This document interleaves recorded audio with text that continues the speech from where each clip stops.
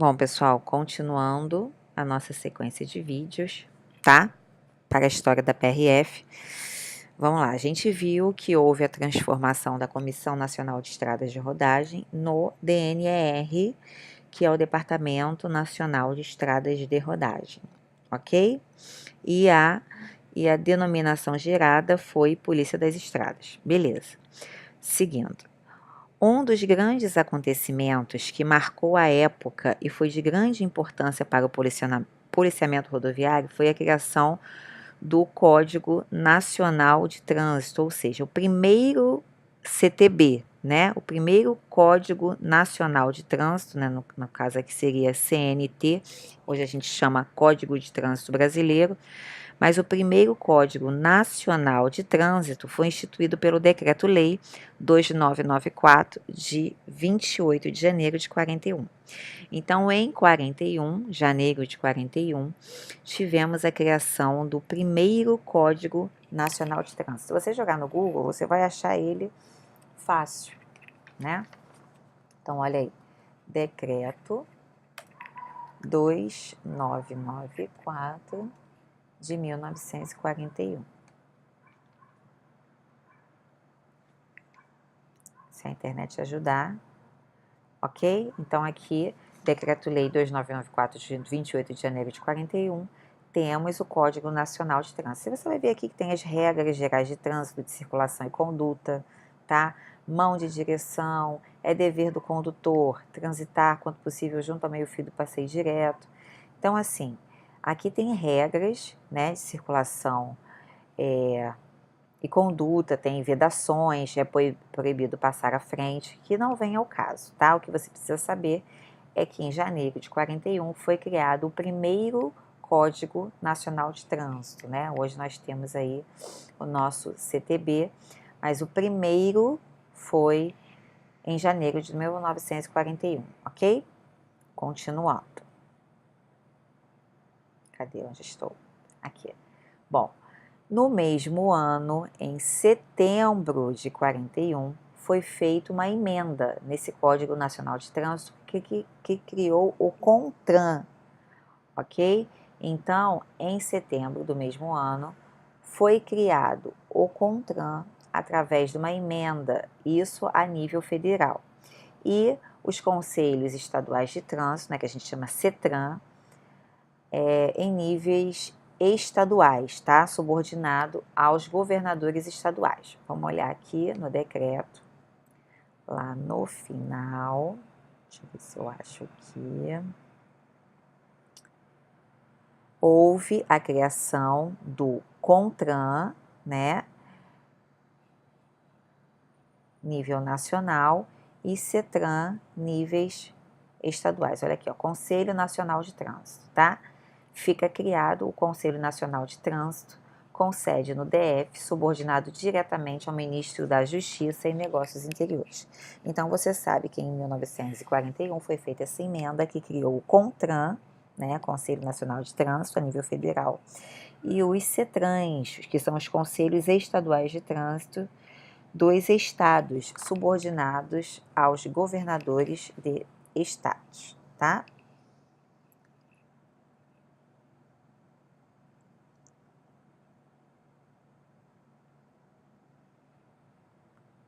Deixa eu ver se eu acho aqui.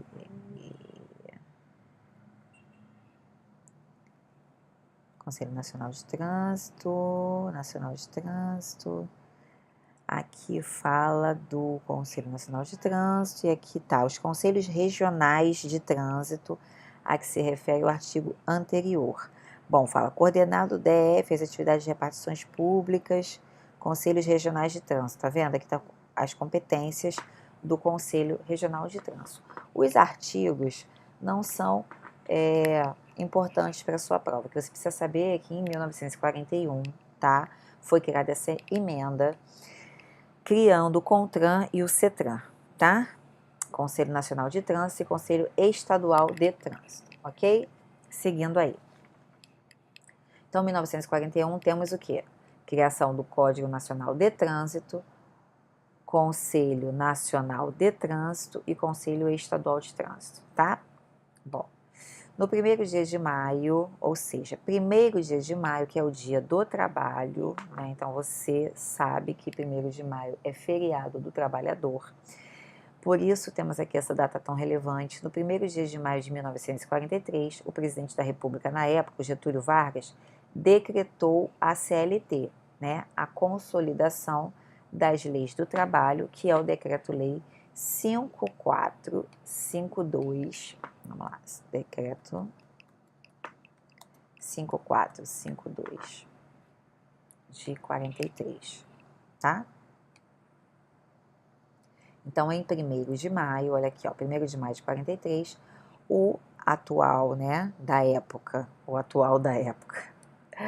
o presidente da época, que era Getúlio Vargas, aprovou a consolidação das leis do trabalho, tá? E por que isso foi relevante? Bom, primeiro que esse decreto-lei, o 5452, tinha o intuito de resolver as questões, né, dirimir, direcionar as questões envolvendo patrões e empregados, tá? E o Departamento Nacional de Estradas e Rodagens adotou para os seus funcionários a CLT em 1965. Bom, a consolidação das leis trabalhistas ocorreu dia 1º de maio de 43, mas a primeira turma a ser contratada pelo regime seletista, tá, foi a turma de 1965, ok? Então, em 1965, o Departamento Nacional de Estradas e Rodagens adotou essa CLT, tá? Foi a primeira turma a ser contratada neste regime, tá bom? Seguindo. Com o decreto 8463, também conhecido como Lei Joupert, de dezembro de 1945, pessoal, olha só, olha aqui a ordem cronológica. A gente falou de 1941, tá? Janeiro e setembro, né? Criação do Código Nacional de Trânsito e dos Conselhos. Depois tivemos aí 1º de maio de 43, tá? Consolidação das leis trabalhistas por Getúlio Vargas. E em 1965 tivemos a primeira turma contratada por esse regime, tá bom? Aí aqui ele voltou para 1945 e diz o seguinte: com o decreto 8463, também conhecido como Lei Joupert, de 27 de dezembro de 45, reorganizou o Departamento Nacional de Estradas de Rodagem e deu autonomia financeira ao mesmo. Com este decreto, o departamento recebeu autorização para gerir seus recursos, inclusive para as demandas da Polícia Rodoviária Federal. Foi inclusive com este decreto que originou a denominação de Polícia Rodoviária Federal. Por quê? Porque o artigo 2º, né, a linha C, né, letra C, dava ao DNER o direito de exercer o poder de polícia de tráfego nas rodovias. E alguns anos depois, o nome Polícia Rodoviária Federal, que é um nome lindo, né, por sinal, foi sugerido pelo engenheiro Ciro Soares de Almeida e aceito pelo diretor-geral do DNER, Edmundo Regis Bittencourt. Então, vamos com calma, olha só. Vamos olhar esse decreto primeiro, tá? Que é o decreto 8463 de 1945.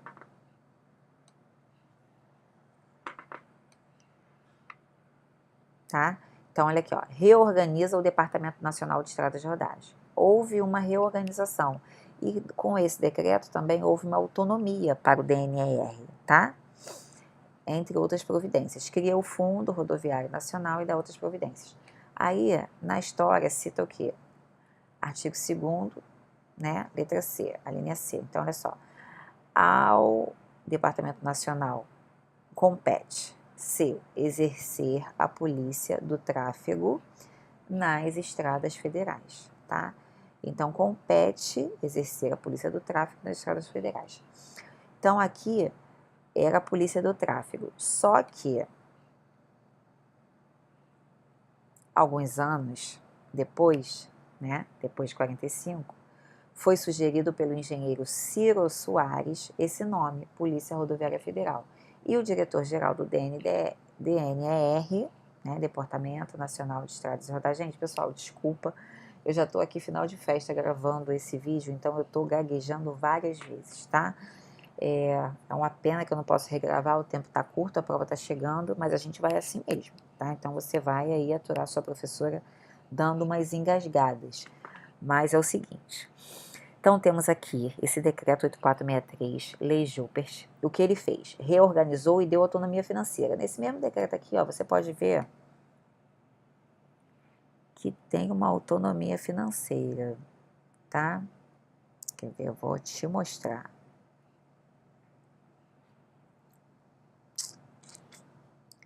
Deixa eu ver se eu acho aqui.